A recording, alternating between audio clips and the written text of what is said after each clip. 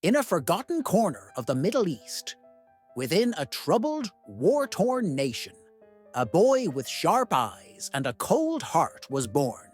His name was Salim. From his earliest childhood, something simmered within him, a relentless thirst for dominance, control, and rule. On his 12th birthday, his father, once an advisor to the Caliph's court, secretly entrusted him with a book, a leather-bound volume with gold lettering on its cover. The Dictator's Handbook, The Art of Endless Reign. His father said, "Salim, if you ever wish to rule, keep this book safe." And Salim kept it safe. Years passed, and his country, like much of the Middle East, writhed under the boot of oppression, corruption, and sanctions. But Salim sought neither freedom nor justice. He only desired to be the absolute ruler. Chapter 1. Don't take power from the people, buy it from the elite. Salim learned that governance didn't hinge on popular vote, but on the approval of 5 key individuals: the Army General, the Minister of Finance, the Head of State Television, the Grand Mufti, and the Chief of National Security. One by one, he invited them. He made promises. He offered bribes. He collected incriminating evidence, filling their hands with guilt. And he told them, "From now on, if I fall, you fall with me." And they nodded in agreement. Chapter 2. Manufacture an enemy to remain the hero. Salim fabricated an imaginary foe, a rebel group called allure, which never existed. Night after night, he spoke on television with feigned sorrow about their treachery.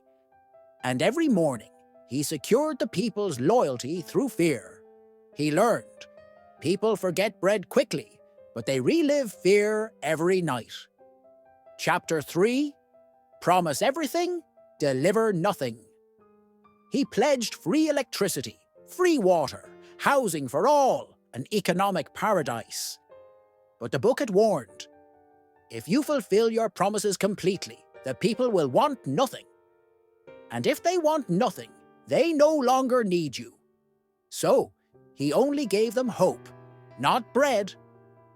Chapter 4. Kill the one the people love, but say they were the enemy. One of the generals had become popular with the people. The book said, in a kingdom, no one has the right to be more beloved than the king. Salim ordered his execution on live television, accused of treason. The people cried at first, but then they forgot. Chapter 5. Keep the schools open, but kill the thought. Salim kept the universities open, but he fired critical professors. He reprinted books, but he twisted history. He learned, the ignorant man is not the enemy. The informed man is. But the man who knows only one thing is your tool. Chapter 6.